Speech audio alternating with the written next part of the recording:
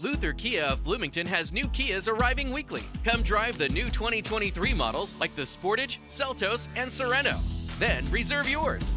Luther Kia of Bloomington. Shop LutherKiaofBloomington.com. It's time for another edition of Wild Breakaway, presented by Luther Kia of Bloomington with Mark Parrish. I'm Audra Martin. Tonight in Montreal, we saw the most complete effort from the Minnesota Wild, picking up a 3-1 win over the Canadiens. Dean Evason changed things up when it comes to his forwards and his D pairs ahead of the game. That decision pays off big time. And you add in Marc-Andre Fleury with some spectacular goaltending. It was a great game tonight. Very, very, very good game to build on. And again, Dean Evason just knowing which buttons to push, and the team responds for him again.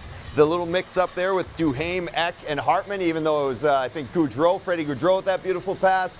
They get up on the score sheet. It is amazing how this team responds. This is what great hockey teams do. They don't stay down for long, and when they come back with a vengeance.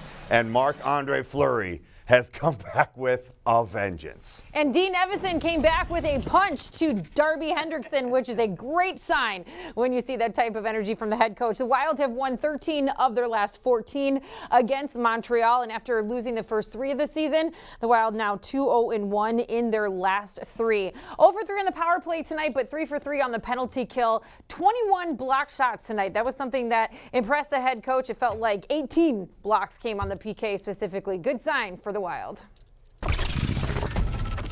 21 blocks, I think it said on the sheet. That is a commitment. That is a commitment to, well, first we're in the right spot, to get those blocks. But we were committed in all areas of the game, so for sure that's a telltale.